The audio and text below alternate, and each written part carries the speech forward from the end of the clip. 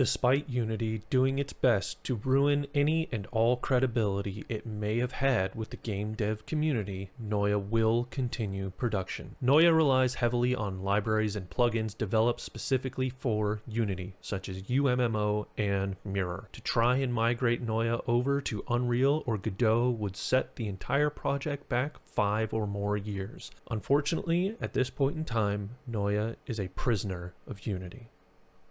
Moving on. Hello everybody and welcome back to Noia Dev, the series that aims to prove that one developer can create a successful MMO RPG. My name is Dane and this week on Noia Dev we're talking about class defining skills and the new mobile UI. It has always been the plan to give each weapon a new skill every 5 levels. Whether that is one skill or a handful of skills, and whether or not the new skill replaces older abilities is still up for debate, but I wanted to set that expectations with the players. Every 5 weapon levels, expect something new to pop up in the skill window. Now Noia has templates for basic abilities, spells, and buffs already. Close quarters melee, ranged abilities and spells, AoEs, and more. All of these are skill templates, and they can be adjusted to mix and match and get a new variety of spells. For instance, all of the starting abilities are made with the exact same template, just with different ranges or damage or casting times or mana costs. If I take the wand zap ability and reduce the casting range to 1, it's now effectively a melee ability. And then vice versa, if I take the sword swipe ability and set its range to 10, it's now long range attack. Same skill template, various different applications. Now, as you might guess, while these templates are quite versatile, they're not going to give me truly class defining stuff. Now, I don't like creating skill templates and only using them one time, but these class defining abilities will deviate so much from the norm that I'm willing to turn a blind eye to this rule in this instance. Now, to start off, I have 2 weapons this week that I can show the new class defining abilities, starting with the wand. I'm calling this ability Domain. The caster can place down a circle of power on the ground that lasts for 30 seconds. Now, while standing inside this circle, the caster, and only the caster, will gain increased magical attack power, and perhaps even a cast speed bonus. Still working out some bugs in the cast speed stat, so yeah, we'll see if that works.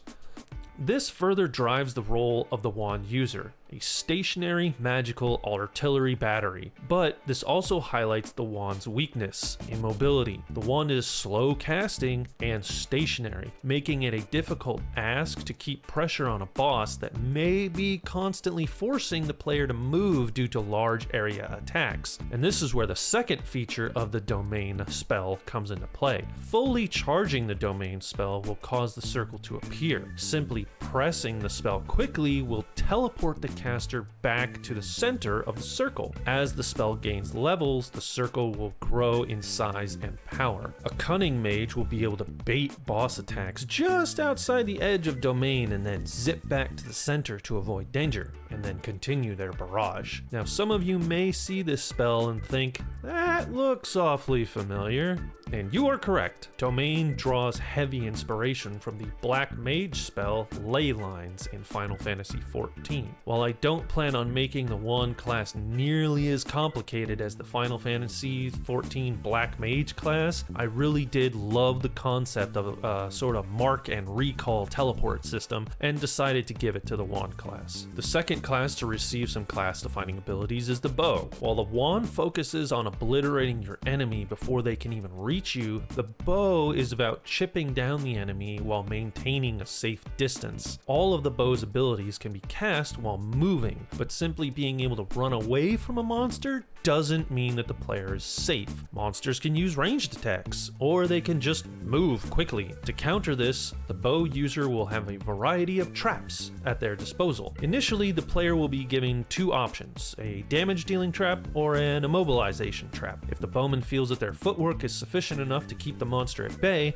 then leading the monster over a damage trap for some extra DPS would work. However, if the player finds that their speed is not enough, then trapping the monster in a snare trap to hold it in place would be a better strategic option. At higher levels, these traps upgrade to lightning and freeze traps. catching multiple monsters in the blast. Now, traps will share a cooldown, so be sure to pick the right trap for the job. Another ability that the bow will receive is what I'm calling Spectral Arrow. In an attempt to expand upon what buffs can do, I added the capability for charges or procs or stacks. It goes by many names, but this particular ability the player will have is a buff. Each time the player does damage to a monster, they will gain 1 charge to the buff. When the player reaches 5 charges, a spectral arrow will automatically fire at the player's target, dealing a modest amount of damage for free. At higher levels, the amount of charges needed per spectral arrow will go down, causing the ability to fire more often. Between traps and spectral arrows, hopefully there will be enough meta gameplay here to make combat more interesting for the bow class. If you guys have any neat ideas for other class defining abilities, let me know in the comments.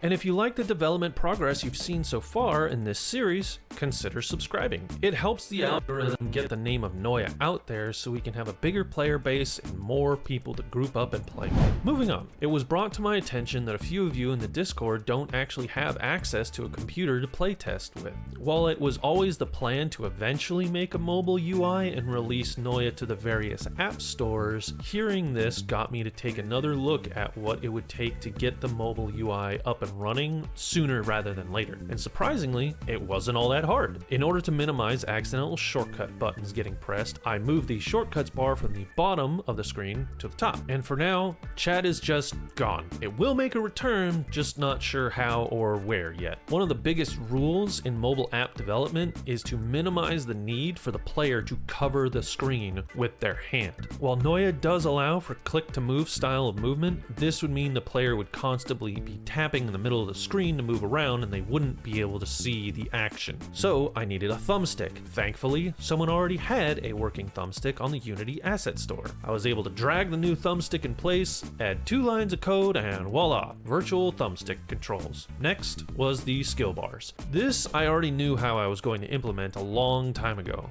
Taking inspiration from a mobile game called Maple M, I have these 5 buttons that can flip between configuration A or B, effectively giving the same exact 10 hotbar buttons as PC users. This is the exact reason why I limited the game to 1 single row of 10 buttons, because I knew the mobile UI would only have 10 available skill buttons in the end as well. After that was in place, I added the escape button so players can close windows, and a next target button. Just like the tab key on the PC will select the next nearest monster, this button will do the same. And with that, the mobile UI is good enough. I packaged up an Android APK file and pushed it up to itch.io, so if you would like to test out the mobile UI on your Android phone, have at it. Important note here, the APK is not digitally signed, so you will get a warning about an unknown publisher. I'm not going to tell you how to turn that off in the settings because I believe you should know what that entails before you disable that setting. Once I figure out how to get the APK digitally signed, I will be sure to do so. So if you do not want to test the mobile version of the UI because of that reason, I don't blame you. As for getting an iOS mobile app package created, yeah, no, not happening anytime soon. And that's it for this week. I am super relieved that the mobile UI was not as hard to make as I had thought. It's not complete yet, but at least it's functional. I gotta get back to work. I want to get some more skills put into the game before the release of the forest map and the new beehive dungeon. So, see you next time. Bye.